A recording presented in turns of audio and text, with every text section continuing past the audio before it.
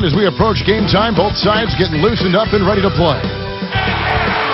Welcome to Boston as the Celtics get ready to start this game off. For the Celtics, their last game a win against the Raptors in Toronto. And that one never in doubt. They whipped them up good. That's what you call embarrassing the opposition. Boy, they got so many free throws in that game, Clark, and I thought their aggressiveness was really key. They did a nice job being aggressive and drawing those fouls, and anytime you can do that, that bodes well for your chances of winning. So here's Miami's starting group. Chris Bosh and Ilgauskas in the middle. Chalmers and Wade are the 1 and the 2. And it's LeBron in at the 3, the small forward. And for the Celtics, Ray Allen, Paul Pierce on the wings. Green and KG down low. And it's Rondo in at the 1. When you think about Kevin Garnett, he's now in his mid-30s. I think his legacy in this game will be that he's one of the great power forwards defensively of all time. Here's LeBron.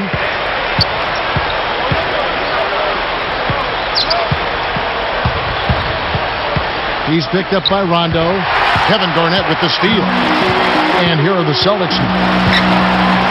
Blocked. And now Doris Burke has an update from the sideline. Yes, Kevin, I spoke briefly with Eric Spoelstra. He wanted to emphasize to his team that they can't wait back and expect chances to come to them. If they want to put points on the board, they'll have to create chances by being aggressive and executing their sets with speed and authority. Sounds like a plan, Kevin. Thanks for getting back to us on that report, Doris. Guys? You know, it's really important not to be afraid of the defense over there. I mean, you can't be playing in a fearful fashion. You just got to pick your spots and execute. Yeah, and be aggressive. You know, you're right, Clark. You can't be intimidated by the speed and strength of this defense. You got to have confidence. Take your shots when they're there and attack the lanes when you got an opportunity. Now here's Wade. After the miss from Kevin Garnett. Shot clock at 6. It's stolen by Rondo. Turned it over there, but they built this lead by making the most of their possession and keeping their turnovers really low. Brought back the finger roll. That's a nice finesse move to pull off with the defense all over. Well, you could see last season with the big three that early on offensively they couldn't quite figure it out. But as the season went on, they got more and more comfortable with each other. And I thought by the end of the year they played pretty well together. Allen's shot is off. Here's Miami now. They come into this one having outplayed the Magic last game. Man, what an incredible night from beyond the arc that they had. The three-pointer is the big weapon. And Steve, once the shot started to fall, then it became much easier to quick release. Now here's Rondo after LeBron James's miss. A fader. There's the bucket. Good. It's all knotted up. And you're right, Steve, about what you said in regard to the Heat. You know, anytime you bring new guys together, there is a feeling out period. But, Clark, obviously this was an extreme case. Yeah, I agree with both of you there. I mean, it just takes a lot of time and massaging when you have that much star power coming together for guys to figure out their roles and then accept their roles and excel in them. That's a three-pronged process. Wow. Yep. Lot to deal with. Here's LeBron after Rajon Rondo's bucket. LeBron dishes to Wade.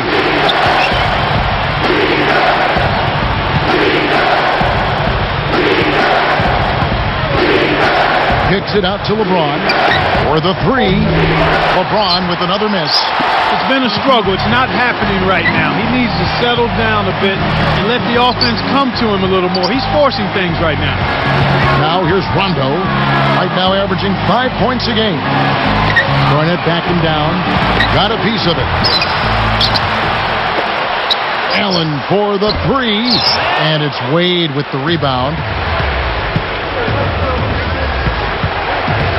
Chalmers against Rondo. LeBron kicks to Ilgauskas. Now Garnett defending. LeBron passes to Ilgauskas. The rebound by the Celtics. This is the second time they've matched up against Miami. Even if it hadn't been a good performance by them, it didn't have to be. The opposing offense never got anything going, not at all. I think they just caught him on an off night, really. I mean, they didn't do a good job of finding open looks, and even when they did, they couldn't put it in the basket. Chalmers dishes to Wade. Here's the feed to LeBron. Over Rondo. Miami no good on that time either. He's certainly not been at his best this quarter. And that's an understatement.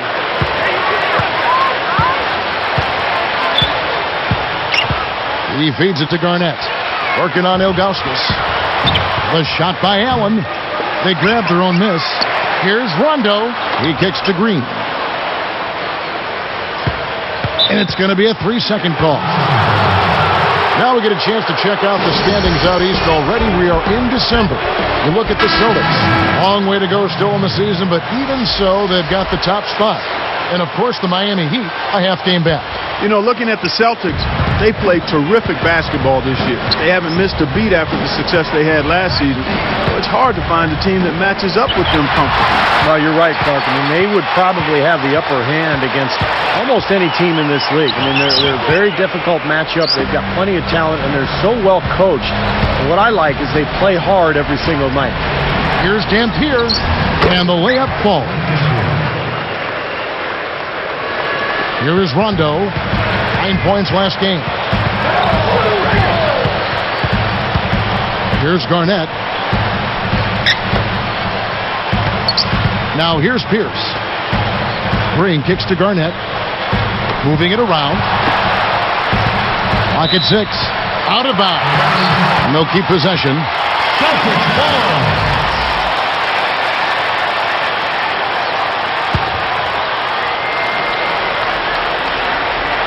Here's Allen. 32 points for him last game against Toronto. Just cannot find the rhythm. Still yet to hit a shot this quarter. LeBron is screen on Pierce. He dishes it to LeBron. Feeds to Chalmers. 6 to shoot. The shot goes down and he gets this game back to even. Chalmers has got himself going with the triple, his first basket of the game. Outside Rondo. Defended by Chalmers. A strong finish under heavy pressure all over. 6 points for Rajon Rondo. And Miami calls their first time out of the game. Well, we all know Rajon Rondo is among the fastest players in the NBA, but he's really the only Celtic who wants to get out and run. This is more of a half-court team. In fact, Boston finished in the bottom 10 in the league in fast break points. Looking at who's out there now for the Celtics. O'Neal comes in for Kevin Garnett. And it's Von Wafer in for Ray Allen. Now here's Bosch. Missed. And Steve, you're talking about the Celtics and their slower pace, bottom 10 in fast break points. Clark, I guess that's often the case for more veteran teams. They don't want to get into a track. Yeah, I think they've got to be more efficient in terms of how they massage offensive possessions. I mean, you look at Rondo, who is an absolute burner, but the rest of the starting unit probably better suited to a half-court game. And it'll be interesting seeing how the Celtics go forward because Rondo moving into his prime and obviously more effective in an up-and-down game. Will the Celtics acquiesce to who he is and what his best type of game is as they go forward? And I like his aggressiveness going to the hoop using that height advantage. Rondo passes to O'Neal.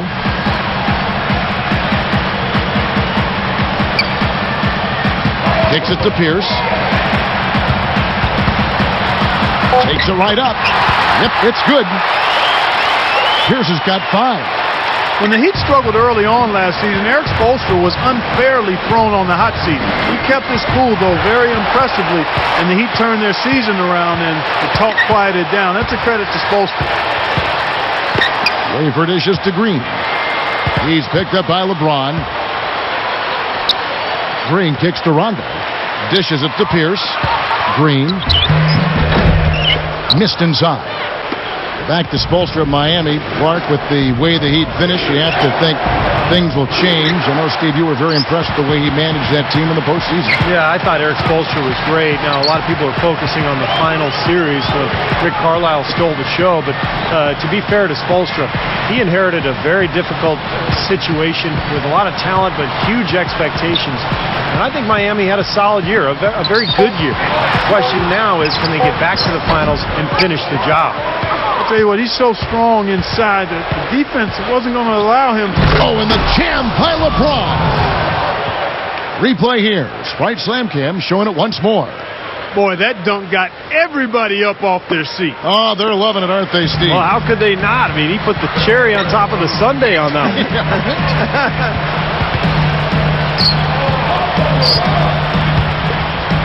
Here's Pierce.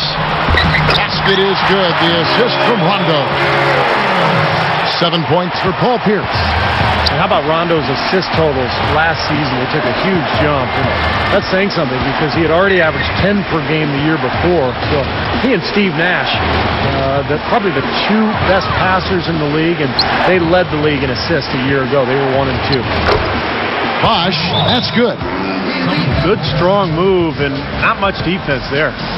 So the Celtics called timeout. They're first. Heading back to Rajon Rondo. You could see, Clark, he was trying to pass more last season. Be the playmaker for the Celtics. Yeah, he's always a great facilitator, but he took that to a whole different level this past season as he kind of went out of his way to pile up assists. I think he has to balance it. He's going to continue to add to his scoring ability and his perimeter shooting game, but he certainly is a terrific setup guy. It was a gruesome dislocated elbow in the playoffs against Miami, and we didn't get to see the full flavor of what Rondo could do. That's right. We've seen it in the past, though. And LeBron throws it down hard.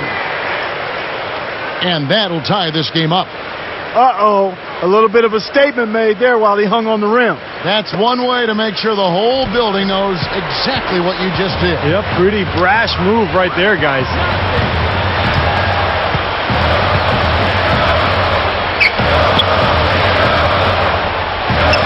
Davis against LeBron. Davis, the pass to Rondo. And fouled hard that time. He'll get to the line and shoot two. That one is on Ilgauskas. Rondo has always been a guy who played with a chip on his shoulder. And that might have started in college because although he ended up with the Kentucky Wildcats, he felt that Louisville did not recruit him aggressively enough. And he used that as motivation when he got to Kentucky. Getting back to Rondo, Clark, he definitely has that edge to him on the floor. Kentucky lucked out with his decision. Well, the really good players always have an edge, whether it's real or perceived, and they maintain that in terms of their approach, their off-season workouts, and how they play. And for Rondo, whatever it is, it served him well because he does play with attitude, and you need that. You got to have swag in this league. Now, you and I did a couple of his college games. Did you ever think then that he'd become what he is now? I didn't see it. Did not see it, Kevin. I thought he would be good, but I didn't see enough of what else he had in his book bag. And when he got to the Celtics, it was like, wow, there's a lot this guy didn't show us. LeBron James again. LeBron's now got 13. Good job there. No hesitation taking the ball right to the rack. You know what, guys? Always the best plan in that situation. LeBron against Davis. Drops in the layup for two. Davis has got his first bucket of the night. Well, they keep going right back to the paint, and who can blame them? I mean, they're getting it done in there. Yeah, 3 of their last 5 buckets, guys, have come from inside the lane area, so I'd expect them to continue to go inside right at the defense. 1:03 left to play in the first quarter. Rondo against Bibby. LeBron James on the wing. Tipped away. 6 on the shot clock. Out of bounds. And they'll keep possession. Here's LeBron. 35 points for him last game against Orlando. Gets the bucket. Boy, they just cannot figure out a way to stop this guy this quarter, Kevin. In low to Davis. Goes straight up. And so he draws the foul on the shot. A trip to the line to shoot 2. That one is on Ilgauskas. You know, for Glenn Davis, Kevin, last season was the best of his career. I mean, he managed to cut down on getting his shot blocked and up his field goal percentage as a result. Well, and Glenn Davis not the longest guy at the power forward, Steve, so you knew it would be an adjustment for him scoring in the NBA. Yeah, he's a very interesting player. I mean, he really doesn't have any lift at all, doesn't score over the top of people, but he finds a way, creates angles, he uses his strength and his agility and his soft hands, and he figures out a way to get the shot up. And he cannot play any better than he is right now in this quarter, guys. And here is Allen, still looking to get on the scoreboard. Outside for Davis. Puts up a three. It's rebounded by Bosch. Bosch has got 4 rebounds in this game. LeBron, that's a 2-pointer and another basket for Miami. Good things happen when he's working like that, fellas. Allen for the 3. Offense, the order of the day as the first quarter comes to a close.